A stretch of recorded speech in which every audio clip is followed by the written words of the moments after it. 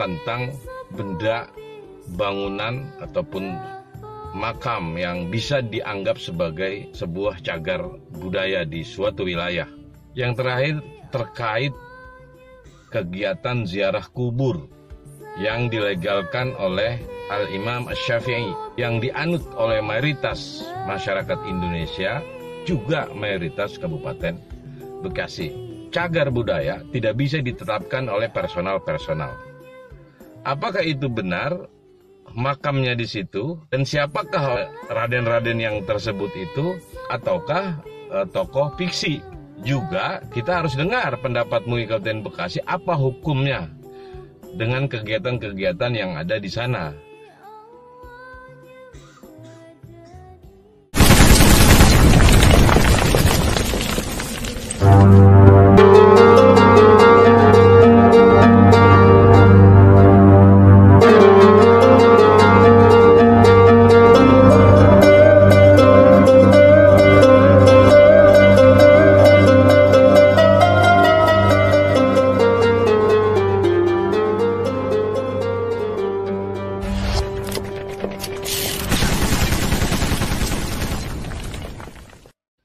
Assalamualaikum warahmatullahi wabarakatuh. Alhamdulillahi rabbil alamin, wassalatu wassalamu ala asyrafil anbiya'i wal mursalin wa ala alihi at-tayyibin at-tahirin wa ashabihi al-muntajabin wa man tabi'ahu wa nasarahu bi ihsanin ila yaumiz diham. Wa ba'd. Sahabat Songkolingi 92 yang terhormat, alhamdulillah, sore Ahad 3 Oktober 2021, Songkolingi 92 hadir dalam rubrik Bumi Patriot. Diawali sebuah japrian kiriman video oleh tokoh Bekasi Utara asal Desa Buni Bakti, Kecamatan Babelan, Kabupaten Bekasi, Mang Haji Guru Sunaryo atau Mang Kujam, dipanggil sehari-hari di Buni Bakti dan sekitarnya. Mang Kujam ini adalah salah satu anggota tim pelestari cagar budaya Kabupaten Bekasi periode 2015-2017 berdasarkan surat keputusan Bupati Bekasi saat itu, Dr. Hajah Neneng Hasanah Yasin. Kebetulan ketua tim pelestari cagar budaya waktu itu adalah kami sendiri. Anggotanya selain Mang Kujam atau Mang Haji Naryo, ada Profesor Ali Anwar, sejarawan Bekasi, HK Damin Sada, ada Romo Komaruddin Ibnu Mikam, anak Kranji yang sekarang menjadi pimpinan pesantren unik di Kampung Piket, Sukawangi, Kabupaten Bekasi, menjadi kiai bagi anak-anak tak mampu.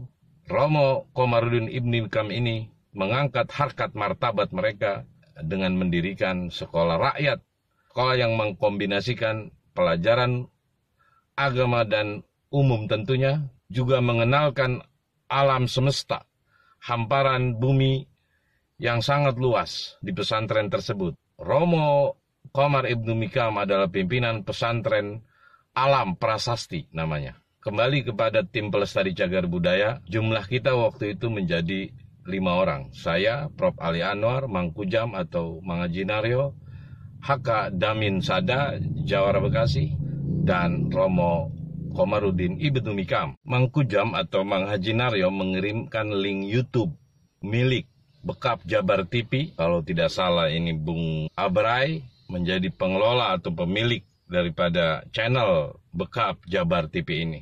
Kira-kira seperti ini tayangan singkatnya, yang nanti melatar belakangi kenapa Bumi Patriot kali ini membahas soal yang ada di tayangan YouTube Bekap Jabar TV ini. Haul Akbar ke-385, Raden Mas Leong Templu bin Raden Mas Adawi Serawa, Raden Kiai Gabit bin Raden Kiai Kabit, Desa Jaya Bakti, Kecamatan Cabang Bungin, Kabupaten Bekasi, Jawa Barat. Pihak Yayasan Cagar Budaya Keramat Batok berkomitmen untuk mempromosikan cagar budaya Keramat Batok menjadi tempat wisata religi yang ada di wilayah Bekasi Utara, sehingga hal itu akan membangkitkan ekonomi masyarakat sekitar seiring banyaknya peziarah yang datang ke lokasi tersebut. Hal itu diungkapkan Ketua Yayasan CBKB Haji Obing Baharudin saat kegiatan Haul Akbar ke-385 Raden Mas Leong Templu bin Raden Mas Adawi Serawa Raden Kiai Gabit bin Raden Kiai Kabit di Pendopo Keramat Batok di Kampung Utan Keramat Desa Jaya Bakti, Kecamatan Cabang Bungin, Kamis 26 Agustus siang tadi.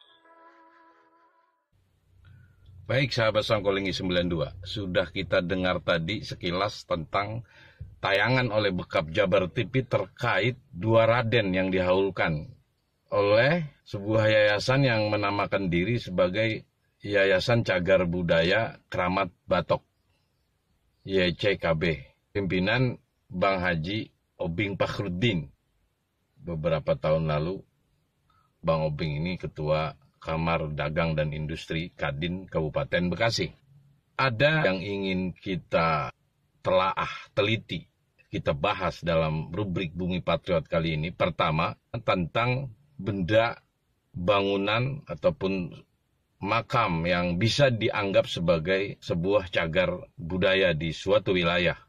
Terkait akurasi sejarah, sebuah tempat atau seorang tokoh dianggap sebagai pelaku sejarah di zamannya, tentu dengan melalui beberapa tahapan. Tidak bisa dilegalkan oleh keluarga yang bersangkutan sendiri dan tidak bisa dilegalkan oleh individu-individu. Tapi ada lembaga khusus yang di dalamnya ada sejarawan, ada arkeolog, bahkan juga pasti akan meminta pendapat dari para ulama tentunya, atau tokoh agama. Kalau memang itu terkait keislaman, ya tokoh agama Islam.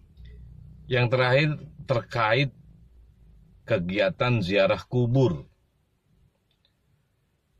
yang dilegalkan oleh Al-Imam Asy-Syafi'i, yang dianut oleh mayoritas masyarakat Indonesia, juga mayoritas Kabupaten Bekasi, bermadzhab Asy-Syafi'iyah.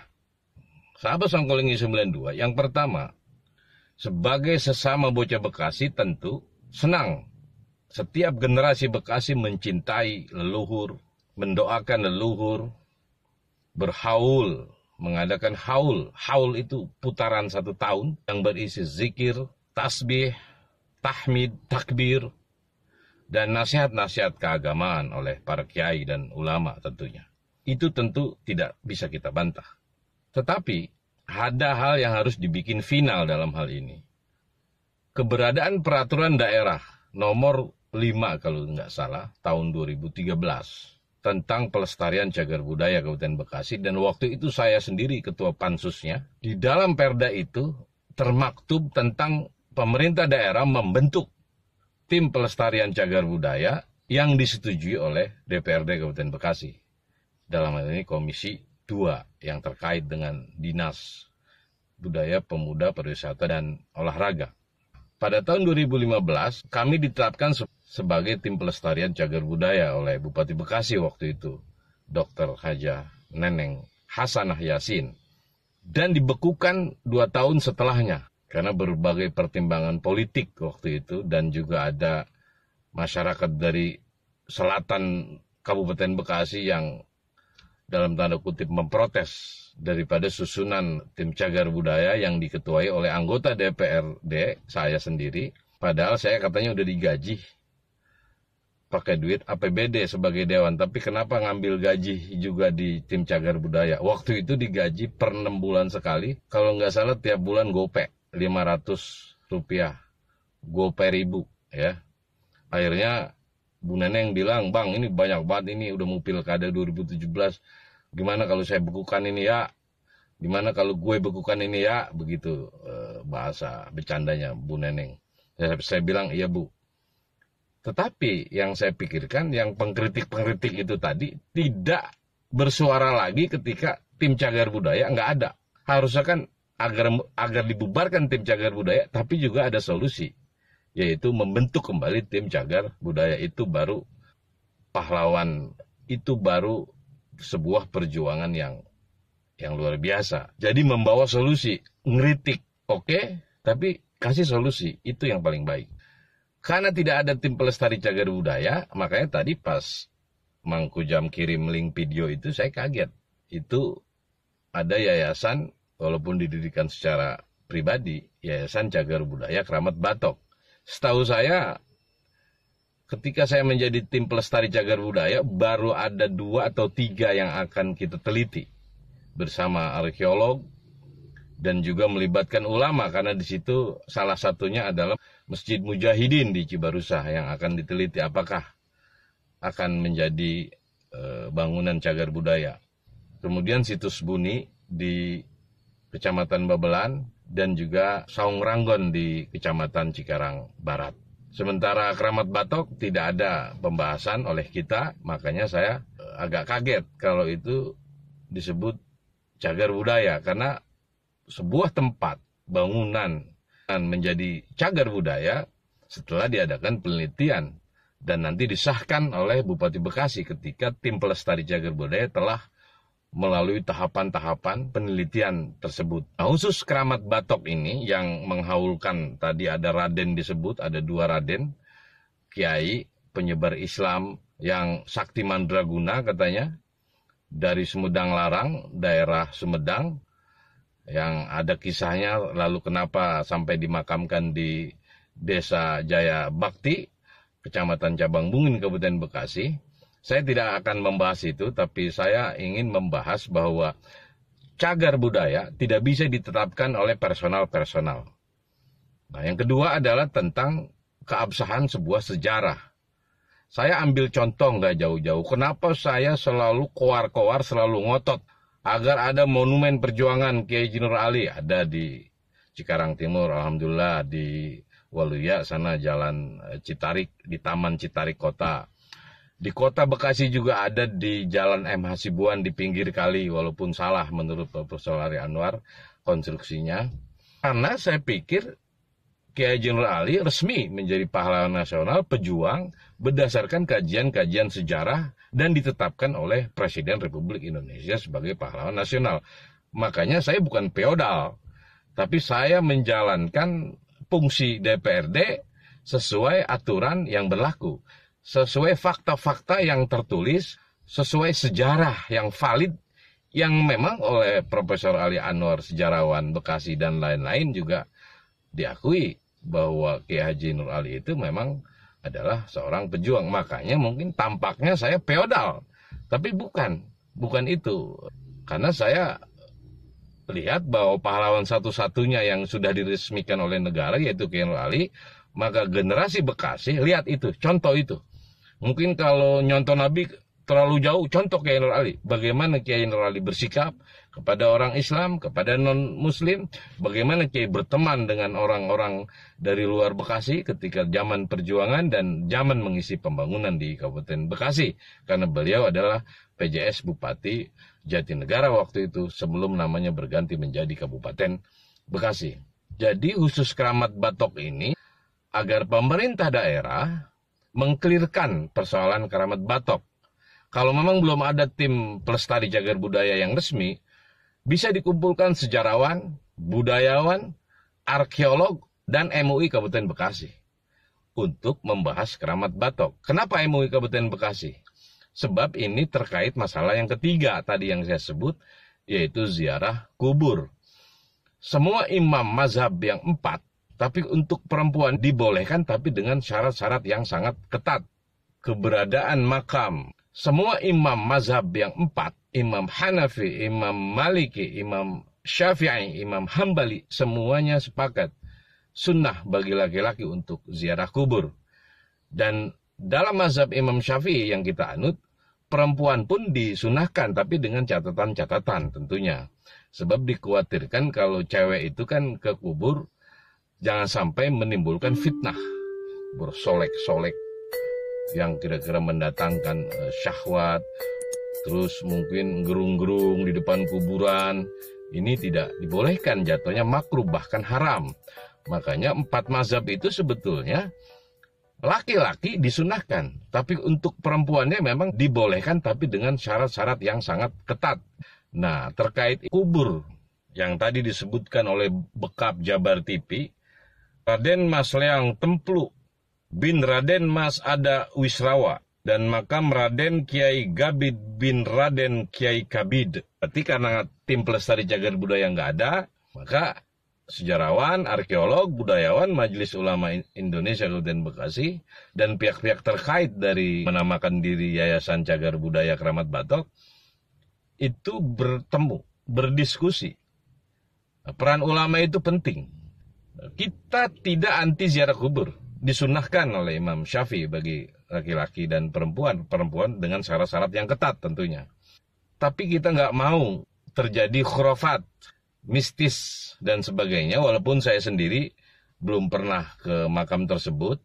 Tetapi karena kita punya pemerintah daerah, maka pemerintah daerah seyogianya tidak membiarkan klaim-klaim bahwa itu adalah cagar budaya, tidak membiarkan sebuah sejarah dijadikan omongan satu orang, dua orang, tiga orang tanpa ada campur tangan pemerintah Kabupaten Bekasi, membuat penelitian apakah itu benar makamnya di situ dan siapakah raden-raden yang tersebut itu, ataukah tokoh fiksi. Karena sejarah itu tadi harus fakta, yes atau no, maka tadi sejarawan, budayawan, arkeolog, dan MUI Kabupaten Bekasi bertemu dengan pihak-pihak terkait di Keramat Batok agar ketahuan nanti terang benderang tentang status daripada makam yang disebut Raden tersebut. Juga kita harus dengar pendapat MUI Kabupaten Bekasi apa hukumnya dengan kegiatan-kegiatan yang ada di sana. Kita tidak bilang kafir, kita tidak bilang bid'ah, kita tidak bilang haram, karena saya sendiri belum lihat.